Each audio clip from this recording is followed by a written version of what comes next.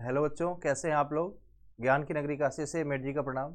तो बच्चों, हम लोग आगे पढ़ने जा रहे हैं। यूकेरियोटिक सेल में हम लोगों ने साइटोस्केलेटल को तक को कंप्लीट कर दिया था। अब हम लोग पढ़ने जा रहे हैं कि आगे हमारा न्यूक्लियस न्यूक्लियस जो होता है हमारा headquarter of the cell होता है या control centre of the cell होता है। तो क्योंकि ये सारी जो सेल की एक्टिविटी होती है वो सारे न्यूक्लियस से कंट्रोल होती हैं। तो बहुत सारे बच्चों के मन में क्वेश्चन आता है, सर ये कैसे कंट्रोल होगा। तो सबसे पहले आपको ध्यान रखना है कि न्यूक्लियस में जो डीएनए होता है, डीएनए उस पर कुछ इन्फॉर्मेशन होती है, उसी से सारी चीज़ें कंट्रोल होती हैं। क्योंकि डीएनए अपना एक असिस्टेंट बनाता है जिसको बोलते हैं एमआरएनए, मैसेंजर आरएनए। वो मैसेज को लेके जाता है और उससे जो भी रिक्वायर्ड प्रोटीन होती है या उस प्रोटीन से जो एंजाइम बनता है उससे जो काम करवाना होता है वो करना होता है। अल्टीमेटली कोई भी चीज़ें हैं वो न्यूक्लियस से ही कंट्रोल होती हैं और न्यूक्लियस इस चीज़ों को लेके सारी चीज़ें आगे चलता है या चीज़ों को मैनेज करता है या कंट्रोल करता है। कोई भी चीज़ बिना न्यूक्लियस के परमिशन के नहीं होती है। न्यूक्लियस परमिशन मतलब डीएनए से। तो ध्यान रखना है सबसे पहले। तो न्यूक्लियस को हम लोग headquarter of the cell कहते हैं। न्यूक्लियस की डिस्कवरी पे आप लोग कई बार पढ़ चुके होंगे। रॉबर्ट ब्राउन ने किया था 1831 में। इसको स्टेन किया जाता है, कलर किया जाता है और इस बेसिक डाई से जिसको क्रोमेटिन ने इसका नाम फ्लेमिंग दिया था, ये भी ध्यान रखना है। इसको स्टेन जिस डाई से किया जाता है वो बेसिक नेचर का होता है, इसको भी ध्यान रखना है। जनरली हर सेल में एक न्यूक्लियस होता है, लेकिन किसी किसी में एक से ज़्यादा न्यूक्लियस भी होते हैं। मल्टी न्यूक्लियर कंडीशन में एक से ज़्यादा न्यूक्लियस भी होते हैं और कुछ सेल ऐसे भी होते हैं जिसमें न्यूक्लियस पाया ही नहीं जाता। मैच्योर आरबीसी जैसे हमारी है और सीव ट्यूब है, उसमें न्यूक्लियस पाया ही नहीं जाता है। तो आपको ये ध्यान रखना है कि आरबीसी और सीव ट्यूब में सेल में आपका न्यूक्लियस एब्सेंट होता है। ये बहुत इंपॉर्टेंट है, कई बार आपके एग्जाम में आया हुआ है। और किसी में एक से ज़्यादा सेल न्यूक्लियस होते हैं, ये भी आपको ध्यान रखना है। तो ये ध्यान रखिए, nucleus is a controller of the cell and cytoplasm is the main arena of cellular activity. Nucleus काम करवाने वाला और काम करने की जगह हमारी जो होती है वो साइटोप्लाज्म होती है। आगे इसके बढ़ते हैं हम लोग। ये जो हमारा न्यूक्लियस है, न्यूक्लियस के स्ट्रक्चर को देखिए जरा। सबसे बाहर वाले स्ट्रक्चर को हम लोग बोलते हैं न्यूक्लियर एनवेलप। न्यूक्लियर एनवेलप में दो लेयर होते हैं, एक आउटर मेम्ब्रेन एक इनर मेम्ब्रेन। आउटर मेम्ब्रेन पे राइबोसोम होता है और यही आउटर मेम्ब्रेन की इनफोल्डिंग क्रिएट होती है जिससे कि हमारा रफ एंडोप्लाज्मिक रेटिकुलम बनता है। और इसी न्यूक्लियर पे छोटे छोटे बीच में पोर पाए जाते हैं जिसको हम लोग न्यूक्लियर पोर कहते हैं, जिससे आरएनए और प्रोटीन दोनों डायरेक्शन में आता जाता है। आरएनए बना बाहर आया, प्रोटीन आप बना बाहर आया, प्रोटीन बाहर से अंदर गया, आरएनए अंदर गया। सारी चीज़ें मतलब बाई डायरेक्शनल मूवमेंट आरएनए और प्रोटीन का होता है। उसके बाद हम बात करें, अंदर बीच में प्रेजेंट होता है फ्लूइड मैट्रिक्स जिसको हम लोग क्या कहते हैं, न्यूक्लियोप्लाज्म कहते हैं। अंदर जो फ्लूइड है उसको क्या बोलेंगे, न्यूक्लियोप्लाज्म बोलेंगे। न्यूक्लियस में भी एक कंडेंस स्ट्रक्चर होता है जिसको हम लोग क्या बोलते हैं, न्यूक्लियोलस। और न्यूक्लियस के अलावा थ्रेड लाइक स्ट्रक्चर बहुत सारे बिखरे हुए अंदर होते हैं जिसको हम बोलते हैं क्या, क्रोमेटिन फाइबर या क्रोमेटिन थ्रेड बोलते हैं। तो ये सारी चीज़ें पाई जाएंगी। न्यूक्लियर एनवेलप होगा, न्यूक्लियर मैट्रिक्स होगा या न्यूक्लियोप्लाज्म कहते हैं, क्रोमेटिन होगा और न्यूक्लियोलस होगा। ये सारे हमारे न्यूक्लियस के पार्ट्स होंगे। तो आइए एक एक करके सबको समझते हैं हम लोग। तो यहाँ देखिए जरा। तो अगर हम सबसे पहले बात करें न्यूक्लियर एनवेलप की, तो हम लोगों ने बात किया था कि ये दोनों डबल मेम्ब्रेन स्ट्रक्चर होते हैं और दोनों के बीच में जो स्पेस होता है उसको हम लोग बोलते हैं पेरी न्यूक्लियर स्पेस। दो न्यूक्लियर मेम्ब्रेन के बीच का स्पेस पेरी न्यूक्लियर स्पेस होता है और ये लगभग 10 to 15 नैनोमीटर होता है। इसको अभी आप ध्यान रखेंगे। और ये साइटोप्लाज्म और न्यूक्लियस के बीच में एज अ बैरियर काम करता है, क्योंकि कोई भी साइटोप्लाज्म इसमें साइटोप्लाज्म का फ्लूइड इससे मिक्स ना हो जाए। आउटर मेम्ब्रेन जो होता है कंटिन्यूस होता है, इस पे राइबोसोम पाए जाते हैं और इसी की इनफोल्डिंग से क्या बन जाता है, आपका रफ एंडोप्लाज्मिक रेटिकुलम पाया जाता है। हम लोगों ने बात किया था इस पे छोटे छोटे पोर पाए जाते हैं जिसको न्यूक्लियर पोर कहते हैं। और ये मैसेज, इस पैसे से आरएनए प्रोटीन न्यूक्लियस का दोनों डायरेक्शन में आता जाता है। ये बहुत इंपॉर्टेंट है बच्चों, अक्सर कई बार यहाँ से क्वेश्चन आए हैं इस पैरा से, तो आपको इसको ध्यान रखना है। उसके आगे अगर हम लोग बात करें,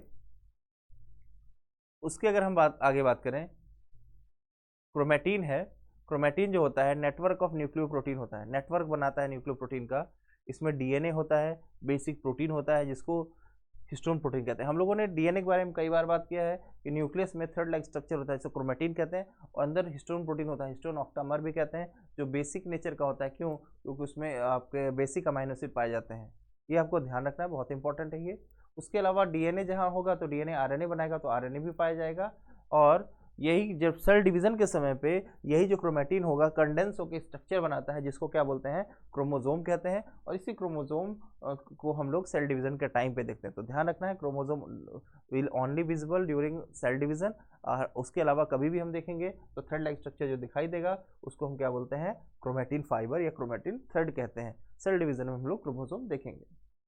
ठीक है, चलिए आगे बढ़ते हैं हम लोग।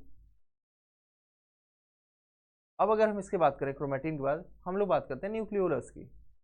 न्यूक्लियोलस क्या है, एक नॉन मेम्ब्रेन स्फेरिकल बॉडी होती है इसके अंदर, इसको हम लोग न्यूक्लियोलस कहते हैं। ये क्या कहते हैं, न्यूक्लियोप्लास्ट में कंटिन्यूस स्ट्रक्चर बनाती है।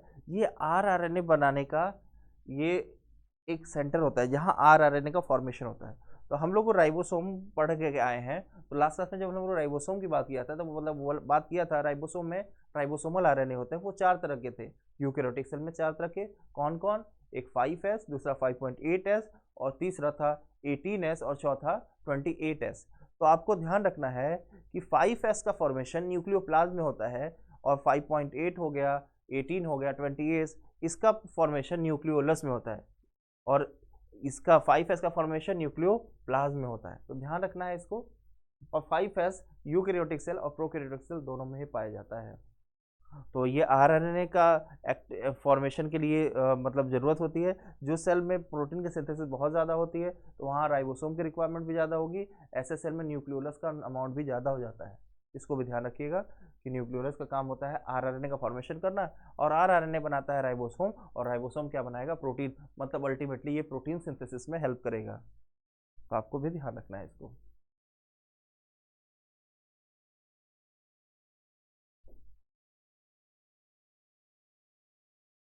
अब देखिए बात करते हैं क्रोमोजोम। तो ये कंडेंस स्ट्रक्चर होता है क्रोमेटिन का, जिसको हम लोग क्रोमोजोम कहते हैं। ये लगभग 2 मीटर लॉन्ग होता है, या और एक्यूरेट बोले जो आपके नीट में आया है 2.25 मीटर या 2.22 मीटर लेंथ होती है टोटल क्रोमोजोम की। और ये हमारे बॉडी में 23 पेयर या 46 क्रोमोजोम होते हैं, हम लोग डिप्लॉयड होते हैं। हमारा क्रोमोजोम पेयर में होता है, इसको ध्यान रखना है। 2n होते हैं, हमारी सेल सारी डिप्लॉयड होती है, 2n होती है। ठीक है, अब इस हर क्रोमोसोम में एक प्राइमरी कॉन्स्ट्रिक्शन होता है जिसको सेंट्रोमियर कहते हैं। ये देखिए बीच में ये क्या है, प्राइमरी कॉन्स्ट्रिक्शन, या इसी को सेंट्रोमियर कहते हैं। और ये डिस्क से स्ट्रक्चर होता है, और इस सेंट्रोमियर देखिए बीच में, देखिए देखिए ये सेंट्रोमियर है बीच में, और बीच में सेंट्रोमियर, ये जहाँ मेरी उंगली है वो क्या है, सेंट्रोमियर है। सेंट्रोमियर के दोनों साइड इधर क्रोमोसोम के ऊपर डिस्क शेप स्ट्रक्चर होता है जिसको बोलते हैं काइनेटोकोर। फिर से ध्यान दीजिएगा, ये मेरी जो ये मेरा हाथ है, ऐसे देखिए, इधर देखिए, ये मेरा हाथ अगर एक क्रोमोसोम है तो दोनों क्रोमोसोम जहाँ पे जुड़ रहे हैं वो क्या है, हमारा सेंट्रोमियर है। इधर देखिएगा और अच्छे से देखिएगा, हाँ, ये दोनों हाथ मेरा जहाँ जुड़ रहा है वो क्या है, सेंट्रोमियर। और मेरे हाथ के इस साइड में देखिए, आपको रिंग दिख रहा होगा, रिंग, ये रिंग दिख रहा है, मान लीजिए ये थोड़ा सा बड़ा होगा और डिस्क लाइक स्ट्रक्चर होगा जिसको हम बोलेंगे काइनेटोकोर। तो इस साइड भी काइनेटोकोर, इस साइड भी काइनेटोकोर, और इसी काइनेटोकोर से सेंट्रियोल से जो निकलता है स्पिंडल फाइबर आके अटैच होता है ड्यूरिंग सेल डिवीजन। तो बीच में जहाँ है जिसको जोड़ना है सेंट्रोमियर बोलेंगे, या उसी को प्राइमरी कॉन्स्ट्रक्शन बोलेंगे। और डिस्क से structure either side of chromatid बोलेंगे तो उसको क्या बोलेंगे, काइनेटोकोर होता है। और ये भी प्रोटीन का बना हुआ होता है और स्पिंडल फाइबर के अटैचमेंट में हेल्प करता है। ये देखिए आपका एनसीईआरटी की इमेज है, ठीक है। और ये जो स्ट्रक्चर है इसको बोल रहे हैं क्रोमेटिड, ये है क्रोमेटिड। और एक ही क्रोमोसोम के दोनों क्रोमेटिड है तो बोलेंगे सिस्टर क्रोमेटिड, ठीक है। आगे देखते हैं।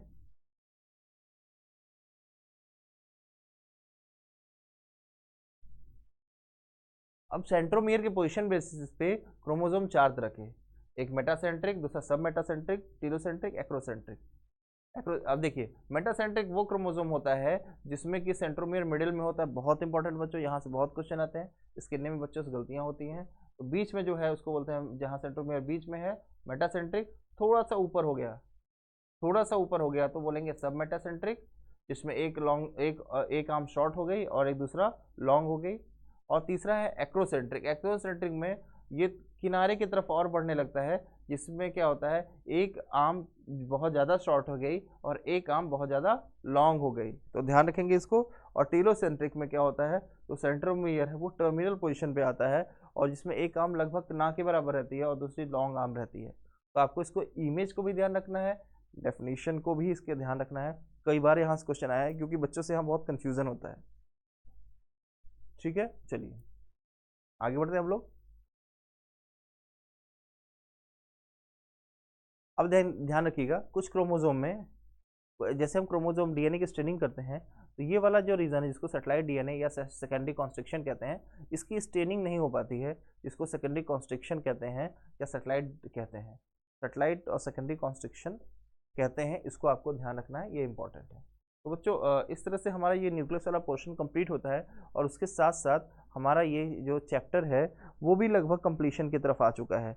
बस हमारा ये लास्ट टॉपिक है माइक्रो बॉडीज, इसको समझ के ये चैप्टर कंप्लीट हो जाएगा।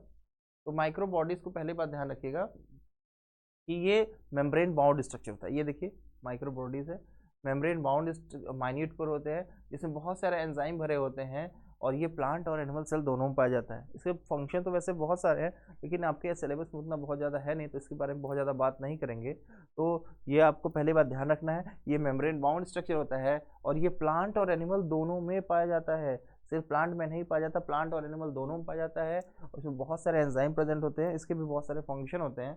ठीक है, तो आप इसको ध्यान रखेंगे और इसको प्रॉपर्ली रिवाइज करेंगे। तो इस तरह से बच्चों ये चैप्टर कंप्लीट होता है। तो हम लोग इसके बाद सेल डिवीज़न पे आएंगे। आप इसको घर पे जाइए, प्रॉपर्ली रिवाइज कीजिए। बहुत आसान, स्कोरिंग और इम्पॉर्टेंट चैप्टर भी है, क्योंकि ये पूरे बायो का बेस बनाता है। स्कोरिंग की यहाँ से 2 से 4 क्वेश्चन लगभग हर साल एग्जाम में आ जाते हैं, और आसान इसलिए है क्योंकि आप लोग इसको बचपन से पढ़ते आ रहे हैं। तो ये सारे बेसिस पे ये चैप्टर आपके लिए है, और आपके एग्ज़ाम में क्वेश्चन आएगा, आपको सही करना है, यही हमारा गोल है। ठीक है बच्चों, तो मिलते हैं नेक्स्ट क्लास में। आज के लिए थैंक यू।